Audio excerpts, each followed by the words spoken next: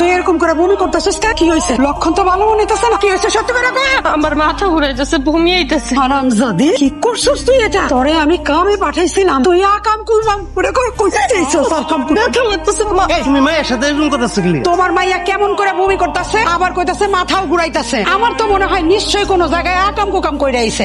তুমি কি সব আজে বাজে কথা বলতেছো? বমি কি খালি হইলে কি করে? গ্যাস্ট্রিকের সমস্যা হতে পারে। না, আমার অনেক সন্দেহ লাগতেছে। দেখো না, তোমার মাইয়ার মুখে কোনো কথা নাই। তুমি আর দেরি করবা না, তাড়াতাড়ি যাও, ডাক্তার সাহেবের খবর দাও। খুশি সংবাদ, আপনাদের মেয়ে মা হতে চলেছে।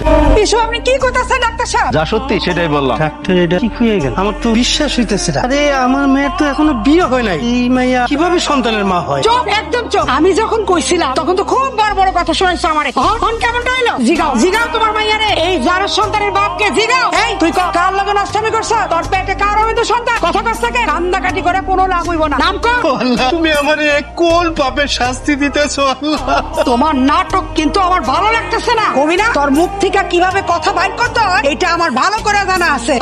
নাম কর, নাইলে একবারে শেষ করে ফেলাম। চেয়ারম্যানের পোলা ফয়সাল। কি?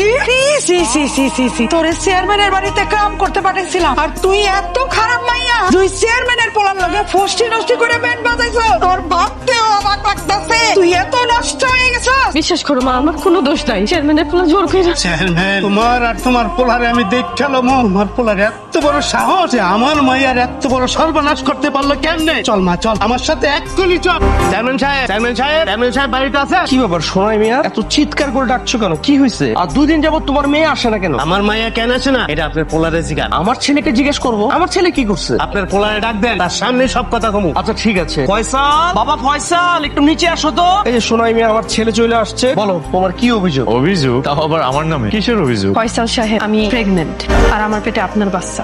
কি বলছো এসব? ও, আপনি এখন কিছুই বুঝেন না। আমার মায়ের সর্বনাশ করে আপনি এখন না বোঝার ভান করতেছেন। মুখ সামলে কথা বলো সোনাই মিয়া, তুমি এগুলো কি আবল তাবল বলতেছো? আমি আবল তাবল কইতেছি না, যা কইতাছি সত্য কইতাছি। ফয়সাল, আমি এগুলো কি শুনতেছি? আমার মাথায় তো আগুন ধরে যাচ্ছে। বাবা একদম মিথ্যে কথা, আমি নিজে তো বুঝতে পারতেছি না এই মেয়ে কি বলতেছে। এই মেয়ে, তুমি কি পাগল হয়ে গেছো? কি বলছো এসব? আমি তোমার আগেই বলছিলাম এই মেয়ের বাসা কাজের জন্য রাখো না, আমার কোনো কথা শোনো না। এখন দেখছো, বুঝবে? সোনাই মিয়া, তোমাদের অভাবের সংসার, আমি তোমাদেরকে একটু সাহায্য করছি, তোমার মেয়ের আমার বাড়িতে কাজ দিচ্ছি, এখন তো উল্টো তোমরা আমাদেরকে ফাঁসাই দিচ্ছ। চেয়ারম্যান সাহেব, আমরা গরিব হইলেও ছোট লোক না। আপনার পোলায় আমার মাইয়ার সরলতার সুযোগ নিয়ে আমার মাইয়ার সর্বনাশ করছে। আজকে সকালবেলায় আমার মাইয়া বমি করতেছে, ডাক্তার আনছিলাম, ডাক্তারে কইলো ওনাকে মা হইতে যেতেছে। শোনা মিয়া, আমার ছেলে যে তোমার মেয়ের সর্বনাশ করছে তার কি কোনো প্রমাণ আছে? এমনও তো হইতে পারে তোমার মেয়ে মিছা কথা কইতাছে, নইলে কারো পাপের বোঝা আমার ছেলে